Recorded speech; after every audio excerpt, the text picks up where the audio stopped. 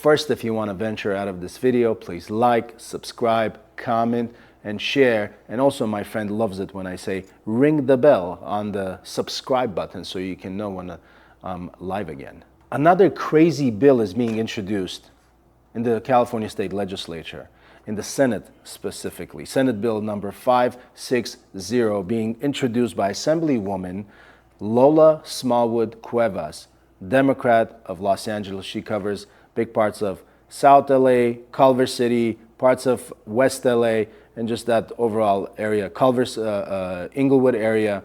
And she is introducing a bill that states if anybody who commits welfare fraud, $25,000 or less, should never be criminalized, should not be prosecuted, should not be punished, should not be penalized in any way, shape, or form. And this question arises to my head, again, just like with the other Assembly Bill 379, which was introduced by a Democrat in Sacramento, which was being blocked by another Democrat of Burbank, stating, where is California going? Where are we headed? What are we thinking? What is the choice that we are making? Are we making choices just to elect people just because they're running for office? Or are we electing people with common sense, intellect, experience, knowledge, or are we just looking for, hey, oh, it's a Democrat, a blue, check mark. Democrat, blue, check mark. No, people, that's not the way we should vote. SB 560, what does it say? It says revised penalties for welfare fraud. The bill removes criminal penalties for attempted welfare fraud and adjusts the threshold for prosecution. So before, the threshold was $950. And this wonderful lady came and said, you know what, we should make it maybe 25 grand. $950, that's too little. People should be able to commit fraud up to $25,000. Okay? This makes me think that, hey, we give, the weapon to these people's hands and say, it's okay. It's okay. 25 grand?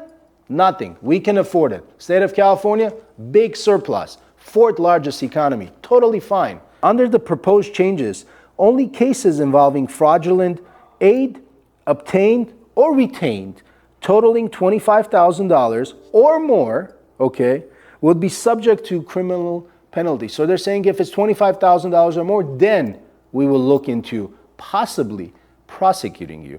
We got rid of George Gascon, but we have these assembly men and women doing the same thing and setting policy for the entire state. At least that guy was only in Los Angeles. Now these people stating they're making rules and laws for the entire state. Lesser amounts would be addressed through administrative remedies. Also, SB 560 mandates that county human services agencies assess whether overpayments resulted from errors in the statewide automated welfare systems.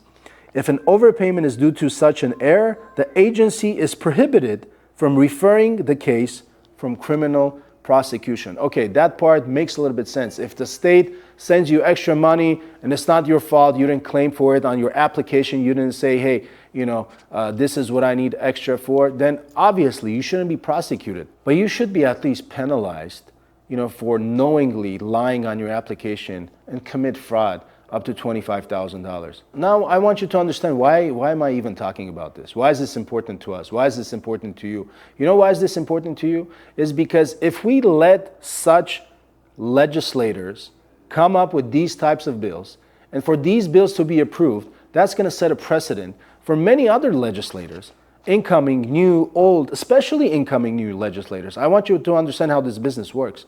When you just get elected to office, you know what's the first day? You know what they do? They take you and introduce you to all the lobbying groups, all the lobbyists. They don't take you and say, oh, go to your constituents and say hello and, shake their hands and thank them that they voted for you. They take you to Sacramento and they introduce you to people who are going to give you shit loads of money 2 years from now. Okay?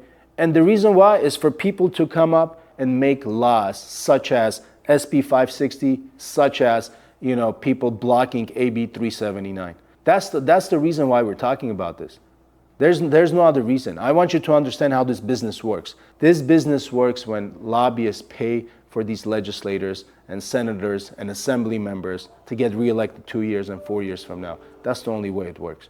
Nobody wakes up in the morning and says, hey, you know what? I'm going to go to the the state capitol, and I'm going to think of a law, and I'm going to push for it because it is diligent, because it is my integrity, because it is the right thing to do. No, they push for bills and laws that make sense for those lobbying groups, that make sense for special interests, that make sense for big, big money. And if you think that's okay, I don't know what to tell you. It is not okay. You know, there's a reason why people have been talking about all this time, you know, I think we should take out money from politics. Obviously, that's most likely never going to happen. Most likely, nobody's going to propose that because every single congresswoman, senator, assembly member, and senator, state senator loves the money. You know, nobody's going to self-fund their campaign. If you want to venture out of this video, please like, subscribe, comment, share. What do you think? You think it's okay to commit $25,000 fraud or up to $25,000 fraud and not be penalized?